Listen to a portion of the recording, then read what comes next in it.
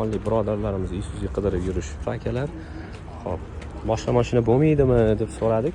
Yo'q, faqat Isuzu kerak. Eskisimi, yangisimi bo'laveradi deyaptilar. Hozir maytda 337 ming kilometr yurgan 14-yil Isuzu bor ekan. 360 millionga. Bu degani 27 ming nari berisi bo'ladi. O'sha mashinaga hozir ular qiziqib turishibdi. Olaveramiz mana shuni. Nomi Isuzu bo'lsa bo'ladi deb turishibdi. Qaranglar. Mana shu mashinaning narxi hozir 26-27 ming. 11 yillik mashina. Eng qizig'i buni xarid qilgan odam ham agar birinchi egalari bo'lsa, o'sha payti adashmayotgan bo'lsam, to'g'ri eslasam 30 ming, 32 ming nari berisi edi mana shu mashinaning narxi 2014-yilda.